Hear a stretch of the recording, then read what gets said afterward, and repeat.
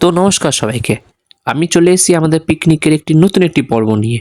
তো আমরা এই পর্বে কি করলাম চলো তোমাদের একটু দেখানো যাক।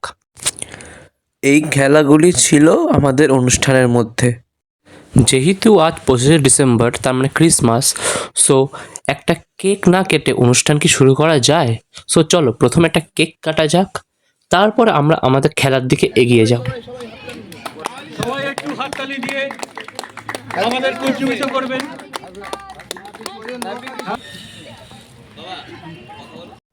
তো আমাদের মধ্যে উপস্থিত ছিলেন একজন এক্স টিচার শ্রীমতী সন্ধ্যা দাস দিদা, যিনি একটি অতুলনীয় স্পিচ দিয়ে আমাদের এই অনুষ্ঠানটি এগিয়ে নিয়ে গেছে। থেকেই সেই আনন্দের স্বাদ পেয়েছি লুচি এবং আলুর দম দিয়ে। তারপরে যেটা পেয়েছি, এই প্রচন্ড ঠান্ডার হাত থেকে রক্ষা পাওয়ার জন্য সুন্দর কফি। এখন পর্যন্ত আমরা মহা আনন্দে আছি। তারপরে আমাদের একটু পরে শুরু হবে খেলাধুলা। সেটা তো একটা আনন্দের বিরাট পার্ট, শিক্ষার অঙ্গ, আনন্দের অঙ্গ। এবার আমরা তাতে অংশগ্রহণ করব। যারা খেলবো তারাও যেমন আনন্দ পাবো, আমরা যারা দেখবো মানে বয়স্করা যে ভার আমার উপরে তুলে দেওয়া হয়েছে তাতেও আমরা আনন্দ পাবো।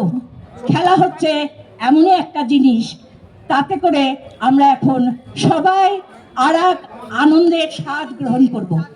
আমি মনে করি বার্ধক্য হচ্ছে শৈশবের পুনরাবৃত্তি।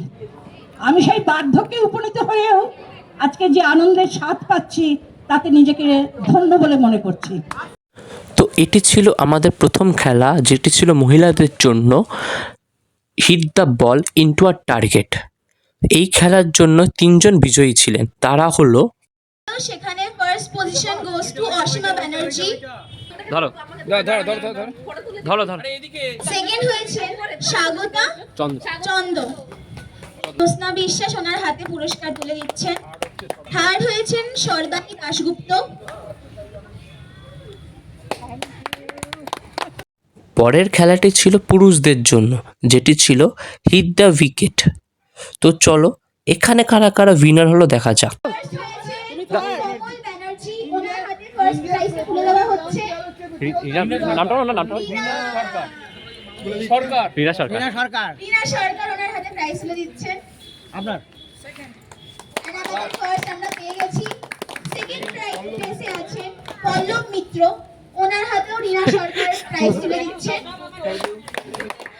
থার্ড হয়েছে প্রবীর বাগল, তার হাতেও প্রাইজ রিনা। পরের খেলাগুলি আমি আপনাদের সামনে দেখাতে চলেছি এই পরের পর্বে, সো সঙ্গে থাকুন।